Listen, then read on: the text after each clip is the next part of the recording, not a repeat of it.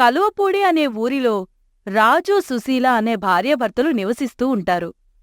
అయితే వారికి పెళ్ళయి సంవత్సరాలు గడుస్తున్నా ఇంకా సంతానం లేకపోవడం వల్ల వారిలో ఆందోళన రోజురోజుకి పెరుగుతుంది. సుశీల, మనకు పెళ్ళయి సంవత్సరాలు గడుస్తున్నా ఇంకా పిల్లలు పుట్టడం లేదు. ఈ మధ్య నాకు మనకింక పిల్లలు పుట్టరేమో అని భయం ఎక్కువవుతోంది. ఎందుకండి భయపడడం? మనకు పెళ్ళయి 5 సంవత్సరాలే కదా అవుతోంది. ఇంకా సమయం ఉందిలేండి, మీరేం భయపడకండి. అవును, కాని నాకెందుకో భయంగా ఉంది. కాకినాడలో ఒక ప్రైవేట్ హాస్పిటల్లో సంతానం లేనివారికి బాగా చూస్తున్నారంట. అక్కడికి వెళ్లిన వారికి ఏడాది తిరగకుండానే తల్లిదండ్రులవుతున్నారు. నిన్నే కాకినాడలో ఉండే నా స్నేహితుడు అర్జున్ నాకు ఫోన్ చేసి చెప్పాడు. ఒకసారి అక్కడికి వెళ్ళి చూద్దామా? సరే, వెళ్దామండి. రేపే వెళ్ళి డాక్టర్ని కలిసి వద్దాం. ఏంటండి చాలా కంగారుగా ఉన్నారు? డాక్టర్ ఏం చెప్తారో అని కొంచెం కంగారుగా ఉంది. ఒకవేళ మనకి ఇంకా పిల్లలు పుట్టరు అని చెప్తే మీరేం చేస్తారు? అవేం మాటలు! అలా ఏం జరగదు. మనకంతా మంచే జరుగుతుంది. ఇంకెప్పుడు అలా మాట్లాడుకు. సరదాగా అడుగుతున్నా.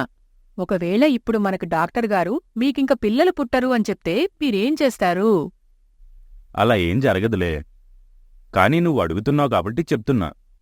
ఒకవేళ డాక్టర్ గారు ఇప్పుడు మనకి పిల్లలు పుట్టరు అని చెప్పినా నాకు ఏం బాధుండదు. ఎందుకు? నాకు నువ్వు, నీకు నేను ఉన్నాం కదా. నీలో పాపని నేను చూసుకుంటాను, నాలో బాబును నువ్వు చూసుకో. సరేనా? ఈ ఒక్క మాట చాలండి. ఇంతలో నర్సు వచ్చి, రాజు, సుశీలగారు మిమ్మల్ని డాక్టర్ గారు పిలుస్తున్నారు. మీ ఇద్దరికీ పెళ్ళయి ఎన్ని సంవత్సరాలైంది? 5 సంవత్సరాలవుతోంది డాక్టర్. ఓహో, సరే. మీరు ఏం భయపడాల్సిన పనిలేదు. కొంతమందికి పెళ్ళైన 10-15 సంవత్సరాల తర్వాత కూడా సంతానం కలుగుతుంది. నర్స్, వీళ్ళకి చేసిన టెస్ట్ రిపోర్ట్లు వచ్చాయా? హా, వచ్చాయి డాక్టర్. ఆ రిపోర్ట్లు ఇలా తీసుకురా. మీ ఇద్దరికీ మధ్య వయసు ఎంత తేడా ఉంటుంది? 3 సంవత్సరాలు డాక్టర్. తను మా మేనమామ కూతురు. మాది ప్రేమ వివాహం. మా ఇంట్లో మా పెళ్లికి ఒప్పుకోలేదు. అందుకే గుడిలో పెళ్లి చేసుకుని మా కుటుంబాలకి దూరంగా ఉంటున్నాం. మంచిది. మాది కూడా ప్రేమ వివాహమే. మీ ఇద్దరిలో ఎటువంటి తేడా లేదు. మీకు పిల్లలు పుట్టే అవకాశం ఉంది. మీకు మేనరికం వల్ల ఆలస్యం కావచ్చు. ఈ మందులు వాడండి. కొన్ని నెలలలో మీరు తల్లిదండ్రులవుతారు. ధన్యవాదాలు. మీకు రుణపడి ఉంటాం. భగవంతుడా, ఎంత ప్రయత్నించినా నాకు సంతానం కలగడం లేదు. నీకు ఎన్ని పూజలు చేసినా నన్ను కనికరించడం లేదు. ఎన్ని రోజుల నుండి నీ గుడికి వస్తుందని చెప్పు అని బాధపడుతుంటే అక్కడ ఉన్న సాధువు చూస్తాడు. అమ్మా, నిన్ను చాలా రోజుల నుంచే చూస్తున్నాను. ఈ గుడికి వస్తావు, ఎంతో భక్తి శ్రద్ధలతో పూజలు చేస్తావు. ఏంటమ్మా, దేనికోసం ఈ పూజలు చేస్తున్నావు? నాకు పెళ్ళయి 5 సంవత్సరాలు పైనే అయ్యింది. కాని ఇంతవరకు సంతానం లేదు. దానికోసం చెయ్యని పూజా లేదు, మొక్కని దేవుడూ లేడు స్వామి. మా ఇంట్లో వాళ్ళందర్నీ ఎదిరించి మేము పెళ్లి చేసుకున్నాము. నాకంటే నా భర్త ఎక్కువగా పిల్లల కోసం దిగులు పడుతుంటారు. ఇరుగు పొరుగు వారి సూటిపోటి మాటలు కూడా పడలేకపోతున్నాం. నాకోసం కాకపోయినా నా భర్త కోసమైనా మాకు పిల్లలు కలగాలని ఇక్కడికి వచ్చి ఆ పరమేశ్వరుణ్ణి వేడుకుంటున్నాను స్వామి. నీ వ్యధ వింటుంటే నా మనస్సు తరుక్కుపోతుంది. సంతానం కలగడం కలగకపోవడం అనేది మన చేతిలో ఉండదు తల్లి. ఆ భగవంతుడు ఎప్పుడు ప్రసాదిస్తే అప్పుడే కలుగుతుంది. నువ్వు తప్పకుండా చేస్తాను అంటే నాకు తెలిసింది చెప్తాను. తప్పకుండా చేస్తాను స్వామి. తమరు తెలియచేయండి. ఇక్కడికి కొంత దూరంలో సంతానం లేని వారికి సంతానం అనుగ్రహించడానికి ఆ భగవంతుడు శ్రీశ్రీ సంతాన నాగేంద్రస్వామిగా కొలువయ్యున్నాడు. వచ్చే షష్ఠితిథి నాడు మీ దంపతులిద్దరూ ఆ స్వామిని దర్శించి అభిషేకం నిర్వహించి మీ మనసులో ఉన్న కోరిక కోరుకోండి. ఆ భగవంతుడు పరవశించి ప్రసన్నుడై మీ కోరిక తీరుస్తాడు. అలాగే స్వామి, మీరు చెప్పింది తప్పక చేస్తాను. పూజలు చేస్తే పిల్లలు పుడతారా అనే సందేహం నీకు నీ భర్తకీ రావచ్చు. మజ్జిగలో నిమ్మరసం వేస్తే దాని రుచి మరింత పెరుగుతుంది. అదే నిమ్మరసం పాలల్లో వేస్తే విరిగిపోతాయి. ఎందుకు? ఈ రెండిటి స్వభావం ఒకటే కదా, మరి ఎందుకు ఈ తేడా? అలాగే మన ధర్మంలో కొన్నిటికి కారణాలు ఆధారాలు ఉండవు. మనం చెయ్యవలసిన పని చేస్తే మిగిలింది ఆ భగవంతుడే చూసుకుంటాడు. అంతా సవ్యంగా జరిగేలా నన్ను దీవించండి స్వామి. శుభం భూయాత్. ఆ సాధువు చెప్పినట్టుగానే పూజలు చేయగా కొన్ని రోజులకు సుశీల గర్భం దాల్చింది. నాకీరోజు చాలా సంతోషంగా ఉంది. ఈ ఆనందంలో నీకోసం ఏదైనా చెయ్యాలనుంది. ఏం చేయమంటావు? నాకేం వద్దు కాని మనకి పిల్లలు పుడతారు అని ముందు చెప్పిన ఆ కాకినాడ డాక్టరమ్మగారితో ఈ 9 నెలలు చూపించుకోవాలనుంది. సరే అలాగే. ప్రతిసారి ఇక్కడి నుండి కాకినాడ వెళ్ళి రావటం కొంచెం కష్టమవుతుంది. నీ డెలివరీ అయ్యేంతవరకు కాకినాడలోనే ఉందాం. అంటూ కాకినాడ వెళ్ళిపోతారు. బావా, లోపల శిశువు కదులుతున్నట్టుంది. ఏమంటున్నాడు నా కొడుకు? నేను పుట్టబోయేది అమ్మాయే అనుకుంటున్నాను. కాదు, అబ్బాయే. నా వారసుడు వారసత్వాన్ని నిలబెడతాడు. మా వంశానికి వంశోద్ధారకుడవుతాడు. ఏ, వారసుడు అబ్బాయే అవ్వాలా? అమ్మాయి అవకూడదా? అవును, ఖచ్చితంగా వారసుడెప్పుడూ అబ్బాయే అవుతాడు. అమ్మాయికి వయసొచ్చిన తర్వాత పెళ్లి చేస్తే వేరే ఇంటికి వెళ్ళిపోతుంది. అదే అబ్బాయి అయితే కడ వరకు మనతోనే ఉంటాడు. అందుకే వారసుడవుతాడు గాని అమ్మాయి అలా కాదుగా. అలా అని వేరే ఇంటికి వెళ్ళినంత మాత్రాన కూతురు కూతురు కాకుండా పోతుందా?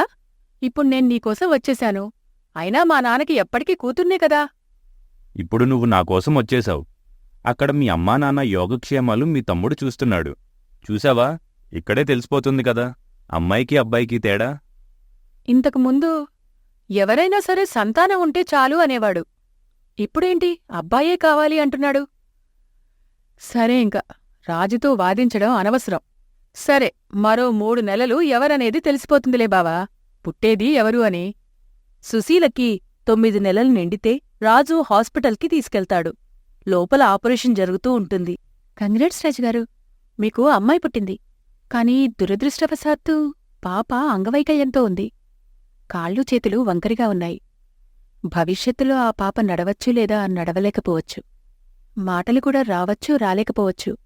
గ్యారంటీగా చెప్పలేం. పిల్లల కోసం పరితపిచ్చే మీకు ఆ భగవంతుడు ఎందుకిలా చేశాడో అర్థం కావటం లేదు. సారీ రాజుగారు. దేవుడా, బిడ్డనిచ్చావు అనుకుని సంతోషించే లోపే ఇలాంటి కష్టాన్నిచ్చావు. ఇప్పుడు నేనేం చెయ్యాలి? కొన్ని రోజుల తర్వాత సుశీల దగ్గరికి రాజు వెళ్ళి ఇలా అంటాడు. సుశీల, నీతో ఒకటి మాట్లాడాలి. చెప్పండి. మరేం లేదు. మనం ఆ పాపను ఏదైనా అనాథాశ్రమంలో వదిలేద్దామా? అదేంటండి? ఈ పాప కోసమే కదా ఇన్ని రోజులు హాస్పిటల్స్ చుట్టూ తిరిగింది. ఎంతోమంది దేవుళ్లకు మొక్కింది. నీకు చెప్తే అర్థం కావట్లేదు. ఆ పాప అంగవైకల్యంతో పుట్టింది. జీవితాంతం ఆ పాప మనకి దేనికి ఉపయోగపడదు. అదేంటి అలా మాట్లాడుతున్నావు? మనకు ఉపయోగపడాలని లేదా అవసరాలు తీర్చాలని పిల్లల్ని కంటామా? ఈ పాప మనకు ఆ భగవంతుడిచ్చిన ప్రసాదం. మీరిలా ఎందుకు మాట్లాడుతున్నారో నాకర్థం కావట్లేదు. చూడు సుశీల, ఈ పాపను మనతో ఉంచుకుంటే భవిష్యత్తులో చాలా ఇబ్బందులు కష్టాలు పడాల్సుంటుంది. అందుకే ఈ పాపను ఎక్కడైనా అనాథాశ్రమంలో విడిచిపెట్టి మనం మళ్ళీ పిల్లల కోసం చూద్దాం. ఒకవేళ మళ్ళీ మనకు పిల్లలు పుట్టకపోతే? అయినా మనం ఉండగా ఈ పాప అనాథెలా అవుతుంది? ఈ పాప మనల్ని కనమని అడగలేదు. అలాంటప్పుడు ఈ పాపను శిక్షించే హక్కు మనకెక్కడ్నించి వస్తుంది? మీరు ఎన్ని చెప్పినా నాకు ఈ పాపను విడిచిపెట్టడం ఇష్టంలేదు. సరే అయితే, ఇంతదాకా వచ్చింది కాబట్టి చెప్తున్నా. మనకు అబ్బాయి పుడితే మా వంశం నిలబడుతుంది, నాకు వారసుడుంటాడని ఆశపడ్డా. అందుకే పిల్లలు కావాలని హాస్పిటల్ చుట్టూ ఆలయాల చుట్టూ తిరిగాను. అసలు ఆడపిల్ల పుట్టడమే నాకిష్టం లేదు. ఈ పాప ఆడపిల్ల మరియు అవిటితనంతో పుట్టింది. మరి నాకు ఎలా నచ్చుతుంది? నేను కావాలంటే ఆ పాపను వదిలేసి నాతో వచ్చేయ్. ఆ పాపే కావాలంటే ఇక మీద నీకు నాకు ఏ సంబంధం ఉండదు. నేను చెప్పాల్సింది చెప్పాను. ఆ తరువాత నీ ఇష్టం అంటూ కోపంగా సుశీలను వదిలేసి వెళ్ళిపోతాడు. సుశీల ఆ పాపను గుండెలకు హత్తుకొని ఏడుస్తూ ఉండిపోతుంది. ఎలాగైనా సరే నా రెక్కలు ముక్కలు చేసుకొని నిన్ను పెంచుకుంటానన్నా. నిన్ను బాగా చదివిస్తాను. నీకు మంచి వైద్యం చేసి మళ్ళీ మామూలు మనుషులు చేస్తాను. ఈ రోజు నుంచి నీ పేరు మైథిలి.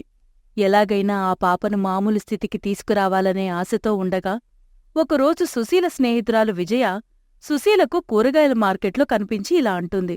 ఏం సుశీలా, బాగున్నావా? మీ పాప మైథిలి ఏం చేస్తుంది? ఎలా చదువుతుంది?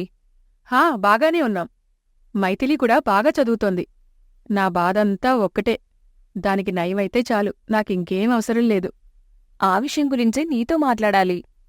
హైదరాబాదులో మా ఆయనకు తెలిసిన చిన్నపిల్లలకు సంబంధించిన మంచి న్యూరాలజీ డాక్టర్ ఉన్నారు. మైథిలిని ఆయనకు చూపిస్తే నయమవుతుందని అనుకుంటున్నాను. రేపు నేను మా ఆయన మా అత్తయ్య మావయ్యని చూడ్డానికి హైదరాబాద్ వెళ్తున్నాం. మీరు మాతో వస్తే అక్కడ మైథిలిని డాక్టర్కి చూపించవచ్చు. సరే, మేవొస్తాం. హైదరాబాద్ వెళ్లి డాక్టర్ని కలుస్తారు. అక్కడ డాక్టర్ మైథిలికి కొన్ని పరీక్షలు చేసి ఇలా అంటాడు. మీ పాపకు జన్యులోపం ఉంది. దీనికి ఏ వైద్యం చేసినా నయమవుతాయని ఖచ్చితంగా చెప్పలేం. నయమయ్యే అవకాశం ఎంత శాతం లేదా డాక్టర్ గారు? ఉంది కానీ అది చాలా ఖర్చుతో కూడుకొనుంది. మరియు ఎంతవరకు నయమవుతుందో అని కూడా చెప్పలేం. లారింగోస్కోపీ ఆపరేషన్ చేస్తే కాళ్ళు చేతులు వంకర్లు కొంచెం తగ్గడానికి అవకాశం ఉంది. సరే డాక్టర్, మీరు ఆపరేషన్ ఎప్పుడు చేస్తారు అని చెప్తే నేను కావాల్సిన డబ్బు సమకూర్చుకుని వస్తాను. మీరు డబ్బులు సిద్ధం చేసుకుంటే వచ్చే వారంలోనే చేస్తాం. సరే డాక్టర్. సుశీల ఇంటికొచ్చేసి ఆపరేషన్కి కావలసిన డబ్బు కోసం అప్పు ఎక్కడ పుడుతుందా అని తిరుగుతూ ఉంటుంది. అప్పుడు విజయ ఇలా అంటుంది. సుశీలా, నువ్వు బయట అప్పు కోసం ఎంత ప్రయత్నించినా 1,00,000కు మించి దొరకవు. అవి ఆపరేషన్ కోసం ఎటూ సరిపోవు. కాబట్టి మీ ఇంటికి వెళ్ళి మీ తమ్ముణ్ణి అడుగు. ఇప్పుడు మీ తమ్ముడు మంచి స్థాయిలో ఉన్నాడు కాబట్టి నీకు తప్పక సహాయం చేస్తాడు. మా తమ్ముడినా? నేను ఇంటినుంచి వచ్చేసిన తర్వాత ఎప్పుడూ మా తమ్ముణ్ణి కలవలేదు, మాట్లాడలేదు. ఇప్పుడు వెళ్ళి ఆర్థిక సహాయం అడిగితే ఏమంటాడో ఏమిటో. ఏమన్నా సరే, నువ్వు జరిగిందంతా చెప్పి సాయం అడుగు. సరే విజయ, నా బిడ్డ కోసం నేను ఏ పనైనా చేస్తా.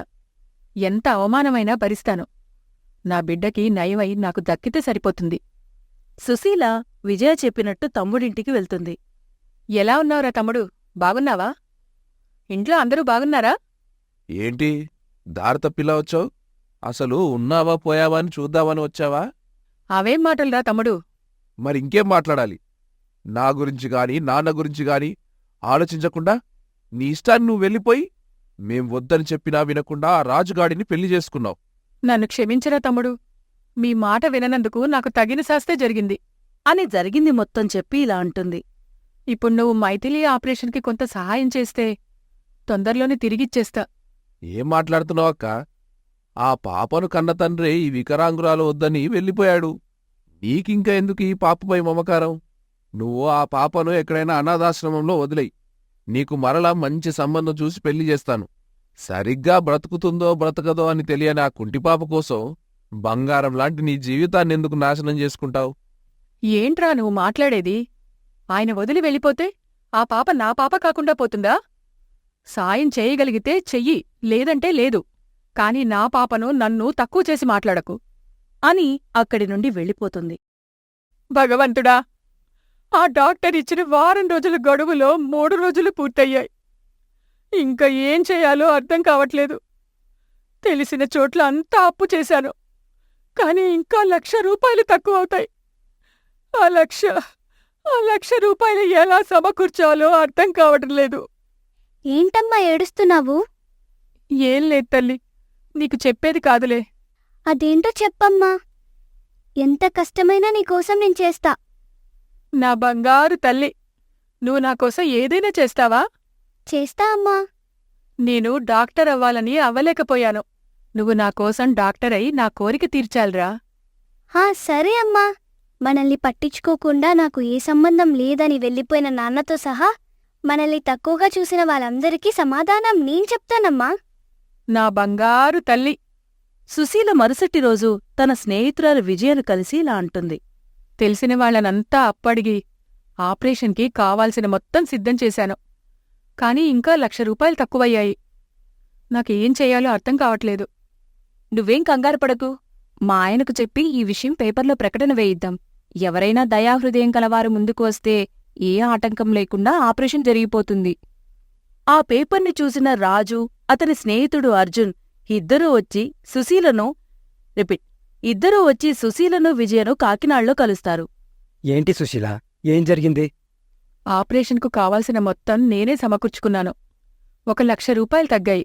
వాటిని నువ్విస్తే నేను నీకు జీవితాంతం రుణపడి ఉంటాను. సరేలే, నేనిస్తా. ధన్యవాదాలు అర్జున్. త్వరలోనే ఎలాగైనా తీర్చేస్తా. ఏం పర్లేదు, నీకున్నప్పుడే ఇవ్వొచ్చు కాని ముందు ఆపరేషన్ బాగా చేయించు. ఇంతకు నీకెలా తెలిసింది? ఆ పేపర్ ప్రకటన ద్వారానా? అవును, కాని ఆ ప్రకటన నేను చూడలేదు. రాజు చూసి నాకు చూపించాడు. ఏంటి నువ్వనేది? రాజు ఇప్పుడెక్కడున్నాడు? విశాఖపట్టణంలో ఉంటున్నాడు. స్టీల్ ప్లాంట్లో క్లర్క్గా పనిచేస్తున్నాడు. నేను కూడా అక్కడే ఉంటున్నాను. 2 రోజుల క్రితం మీరు పేపర్లో ఇచ్చిన ప్రకటన రాజు నాకు చూపించి ఈ పరిస్థితి రాకూడదని నేను ఆ రోజు వాళ్ళని వదిలేసొచ్చేశా. నా జీవితాన్ని ప్రశాంతంగా గడుపుతున్నాను. సుశీల ఆ రోజు నా మాట వినలేదు. ఇప్పుడు అనుభవిస్తుంది అన్నాడు. నిజంగానే ఆ ప్రకటన ఇచ్చింది నువ్వేనా కాదా అని చూద్దామనొచ్చాను. ఇదిగో ఈ డబ్బు తీసుకుని ఆపరేషన్ చేయించు. నీ కూతురిని నువ్వు బాగా చదివించి మంచి ప్రయోజకురాలిని చెయ్యి. రాజుకి తన జీవితంలో ఏం కోల్పోయాడో తనకు తెలియాలి అని చెప్పి అర్జున్ డబ్బిచ్చి వెళ్ళిపోయాడు. సుశీల హైదరాబాద్ వెళ్లి ఆపరేషన్ చేయిస్తుంది. ఆపరేషన్ సక్సెస్ అయినప్పటికీ ముందుగానే నేను చెప్పినట్లు కాళ్ళు చేతులు పూర్తి స్థాయిలో నయం కాలేదు. నడవగలుగుతుంది, కానీ ఎక్కువసేపు నడవలేదు, ఎక్కువసేపు నించోలేదు. సంవత్సరాలు గడిచే కొద్దీ కొంచెం కొంచెం తగ్గుతూ వస్తుంది. ధన్యవాదాలు డాక్టర్ గారు. సుశీల మైథిలి ఆపరేషన్ కోసం చేసిన అప్పులు మొత్తం కష్టపడి తీర్చేసి మైథిల్ని డాక్టర్ చదివించింది. మైథిలి కూడా శ్రద్ధగా చదివి డాక్టర్ అవుతుంది. అమ్మా, నీకో శుభవార్త. ఏంటమ్మా అది? నాకు వైజాగ్ గవర్నమెంట్ హాస్పిటల్లో ఉద్యోగం వచ్చింది. ఇన్ని రోజులు కష్టపడి రెక్కలు ముక్కలు చేసుకుని నన్ను చదివించావు. ఈరోజు ఈ స్థాయికి తెచ్చావు. ఇక నువ్వు విశ్రాంతి తీసుకో. ఇంకా నిన్ను నేను అమ్మలా చూసుకుంటాను. నా తల్లి, మంచి శుభవార్త చెప్పావు. ఈ శుభ సందర్భంలో నీకేదైనా తినడానికి చేసిపెట్నా? ఏమీ వద్దమ్మా. ఈరోజు సరదాగా బయట హోటల్కి ఎక్కడికైనా వెళ్దాం. సరే, వచ్చే వారం జాయినింగ్. ఈలోపే మనం వైజాగ్కి వెళ్ళిపోవాలి. అలాగేరా తల్లి. డాక్టర్గా మైథిలి మంచి పేరు సంపాదిస్తుంది. ఒకరోజు సుశీల ఇంట్లో ఉండి ఉండి ఏమీ తోచక మైథిలి పనిచేసే హాస్పిటల్కి వెళ్తుంది. అక్కడ ఒక భార్యాభర్తల జంట ఇలా అనుకుంటారు. మైథిలమ్మగారు వేరే ఏదో ఆపరేషన్లో ఉన్నారంట. ఆవిడ వచ్చిన తర్వాత వెళ్దాం. ఆవిడైతేనే మనకి సరైన వైద్యం చేస్తారు. అదేంటి? ఇది చాలా పెద్ద హాస్పిటల్ కదా. ఇంకా చాలామంది డాక్టర్లుంటారు కదా. వేరే ఆపరేషన్లో ఉన్న ఆవిడ వచ్చేవరకు వేచి ఉండడమెందుకు? ఈలోపే వేరే డాక్టర్తో చూపించుకోవచ్చు కదా. మీరీ ఊరి కొత్తగా వచ్చారేమో. మా మైథిలమ్మగారి చెయ్యి పడితే ఎలాంటి రోగమైనా తగ్గిపోవాల్సిందే. ఆ తల్లి చేతి మహత్యం అలాంటిది. ఇంకా చెప్పాలంటే ఆ డాక్టర్గారొచ్చిన తర్వాత ఈ హాస్పిటల్కి కొత్త కల వచ్చింది. అంత మంచిదా ఆ మైథిలి హస్తవాసి? అంతా ఇంత కాదమ్మా. పెద్ద పెద్ద ఆస్పత్రులకు వెళ్లలేని మాలాంటి పేదవారికి, దిగువ మధ్యతరగతి వారికి ఆమె ఆరోగ్యాన్ని ప్రసాదించే దేవత. ఎవరి కడుపున పుట్టిందో కాని ఆమె కన్నతల్లి జన్మ ధన్యమైంది. పూర్వజన్మ ఫలితం. ఎంతో పుణ్యం చేసుకుంటేనే ఇలాంటివారు పిల్లలుగా పుడతారు. అది విన్న సుశీల చాలా ఆనందపడిపోయి ఆనంద బాష్పాలు కారుస్తూ ఇంటికి వెళ్తుంది. మైథిలి ఇంటికొచ్చిన తర్వాత సుశీల ఇలా అంటుంది. మైథిలి, ఈరోజు హాస్పిటల్లో ఎలా గడిచింది? అదేంటి అలా అడిగావు? రోజులానే గడిచింది. నాకు మాత్రం ఈరోజు మరిచిపోలేని ఒక ప్రత్యేకమైన అద్భుతమైన రోజుగా నా జీవితంలో ఉండిపోతుంది. ఎందుకో అంత ప్రత్యేకం? ఈరోజు మధ్యాహ్న సమయంలో మీ హాస్పిటల్కి వచ్చాను. అక్కడ నలుగురు నీ వైద్యం గురించి, నీ హస్తవాసి గురించి మాట్లాడుకుంటుంటే నాకు ఎంతో ముచ్చటేసింది. నేను ఈ 25 పడ్డ కష్టం అంతా మరిచిపోయాను ఆ మాటల ముందు. అలా అందరూ నిన్ను కీర్తిస్తుంటే నాకు మాటలో చెప్పలేని అనుభూతి కలిగింది. అంతేకాకుండా నిన్ను కన్న నన్ను జన్మధన్యం అంటుంటే నేను ఆనందబాష్పాలతో తడిచి ముద్దయిపోయాను. నువ్వు ఎప్పుడూ కూడా ఇలాగే అందరి మన్ననలు పొందుతూ అందనంత ఎత్తుకి వెళ్ళాలి. సరే అమ్మా. ఒకరోజు రాజుకి అతని స్నేహితుడు అర్జున్కి వయసు పెరగడంతో ఉద్యోగ విరమణ అవుతుంది. అర్జున్ 2 కుమార్తెలు విదేశాల్లో స్థిరపడ్డారు. వారితో పాటు వారి తండ్రి అయిన అర్జున్ని కూడా విదేశాలకి తీసుకెళ్లిపోయారు. విదేశాలకి వెళ్తూ వెళ్తూ అర్జున్ ఇలా అంటాడు. చూడు రాజు, ఇన్ని రోజులు నీకు కష్టపడే శక్తుంది. పనిచేశావు, బ్రతికావు. ఇప్పుడు నీకు వయసు మళ్ళింది. ఇక నీవే పని చెయ్యలేవు. ఒకవేళ నువ్వు చేద్దామన్నా నీకు పని ఎవ్వరూ ఇవ్వరు. నాది నీది చిన్నప్పటి నుండి జీవితం ఒకేలాగా ఉన్నా ఇక మీదట వేరుగా ఉంటుంది. ఇప్పుడు ఈ వృద్ధాప్యంలో నా 2 బిడ్డలు నన్ను చేరదీస్తారు. కాని నీకు చేరదీయడానికి ఎవరున్నారు? నీ భార్య బిడ్డలను ఎప్పుడూ అక్కర్లేదు అని వచ్చేశావు. వయసులో ఉన్నప్పుడు బాగానే ఉంటుంది, కాని వృద్ధాప్యంలోనే జీవితమంటే ఏంటో తెలుస్తుంది. ఇప్పటికైనా పోయిందేం లేదు. నీ భార్య బిడ్డ ఇదే వైజాగ్లో ఉంటున్నారు. వాళ్ళ దగ్గరికి వెళ్ళి క్షమించమని అడిగి జీవితాన్ని నిలబెట్టుకో అని చెప్పి వెళ్ళిపోతాడు.